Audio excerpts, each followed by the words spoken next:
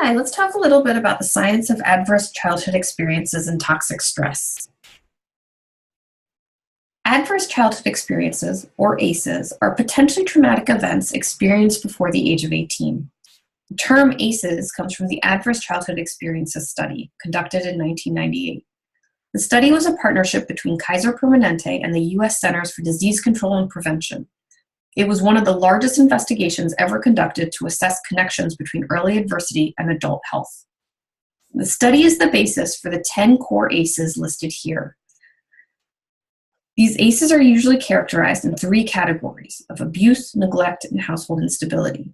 The specific items include physical, emotional, and sexual abuse, physical and emotional neglect, and living in a household where a member has a severe mental illness or substance dependence, where the child has witnessed violence against their mother, there has been separation from a caregiver due to divorce, or a household member has been incarcerated. Researchers continue to build understanding around these core ACEs and other potentially traumatic experiences in childhood that are associated with negative health outcomes. What the ACEs study told us is that ACEs are incredibly common across the population, with over 2/3 of the adult population having experienced at least one ACE. We've also have data that shows that nearly half of all children today have experienced at least one ACE. I encourage you to learn more about how the ACEs data looks in your community.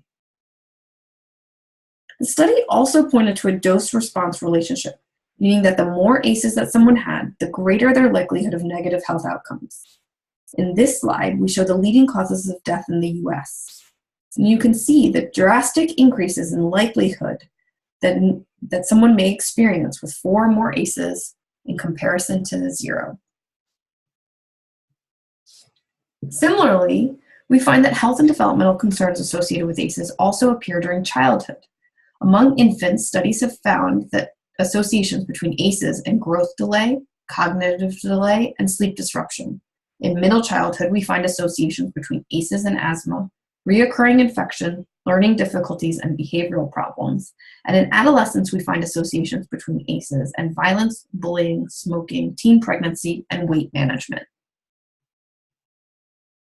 So the question is, how do these early social experiences turn into health-damaging ones?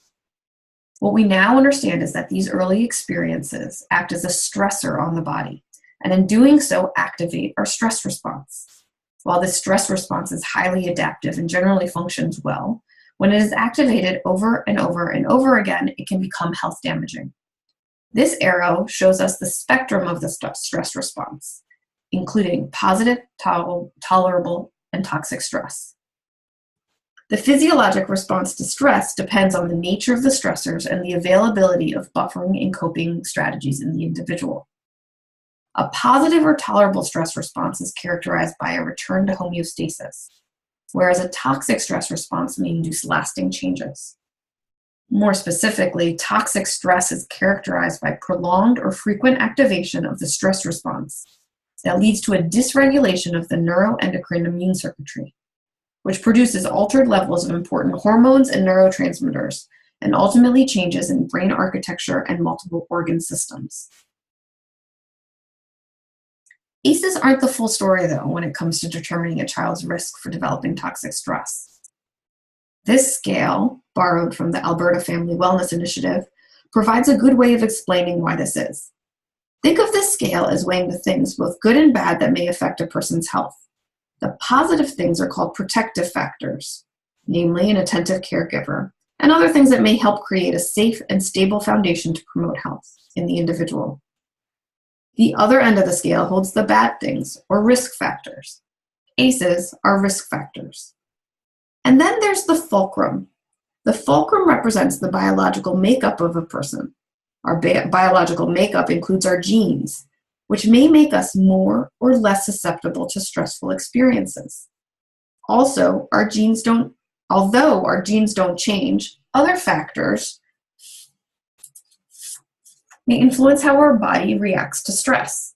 One reason we focus on children when we talk about ACEs and toxic stress is that children's brains are particularly malleable and therefore impacted by both positive and negative experiences more substantially. On the scale, we see that the position of the fulcrum affects how much leverage protective and risk factors have in shaping our life outcomes. A person with a scale weighed down by risk factors will have increased risk for stress-related diseases. It is also important to note that there are many potential pathways through which a person's health may be influenced by their social experiences. In this training, we're focused on ACEs as a risk factor for toxic stress.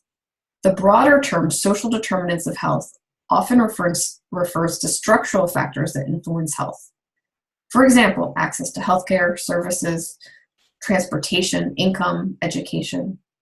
These factors may also impact your patient's health outcomes, but they may do so through other pathways, like making it difficult for patients to get medications or travel to the clinic or have the right information. The distinction may matter when we think about why we are screening for ACEs, what it means in terms of prevention and follow-up, and what other services may matter for your patient population. So now let's take a little closer look at how toxic stress may impact the body. This image outlines the multisystemic effects of toxic stress. The neurologic effects can include overactivity and difficulty turning off the stress response, increased fear response, impaired executive function, difficulty with learning and memory, and increased risky behaviors. The immunological effects can include changes to the inflammatory mediators and markers of inflammation, and inhibition of anti-inflammatory pathways, which can lead to increases in infections and chronic inflammation.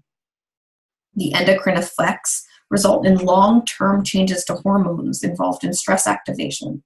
The changes in hormones are related to growth, puberty, and metabolism. And research has also found epigenetic effects, which include changes in the way DNA is read and expressed, which can lead to changes in the way that the brain and organ systems respond to stress, premature cell death, and altered cell replication, which in turn increases risk for diseases such as diabetes and cancer.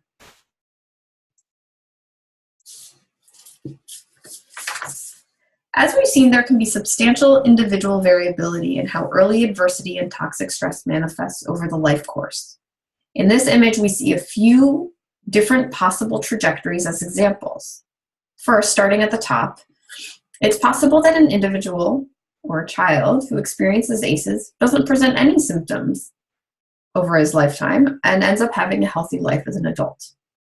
Moving to the very bottom, we see a child who experiences toxic stress, shown as the disruption to the neuroendocrine and immune functions, which manifests as social, emotional, or cognitive impairment, and can lead to the adoption of health risk behaviors, and later to disease and disability.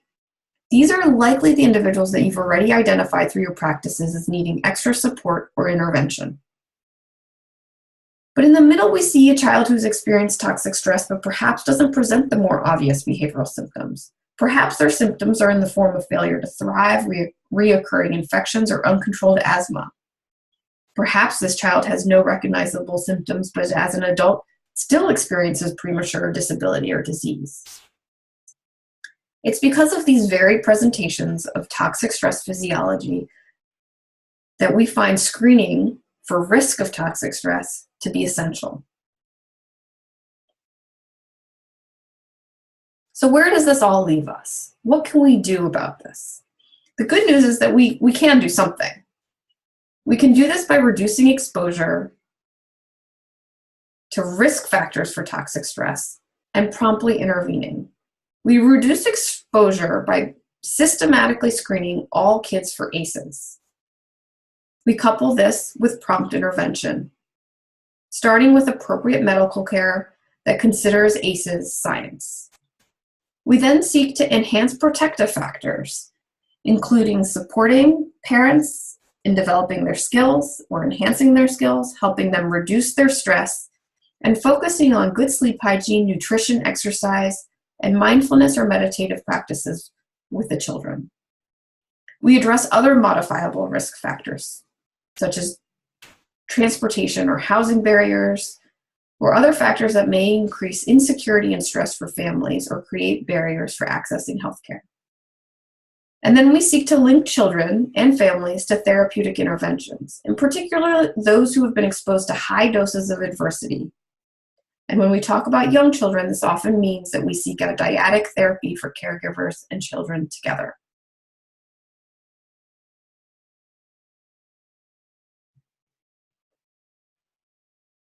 Thank you for listening.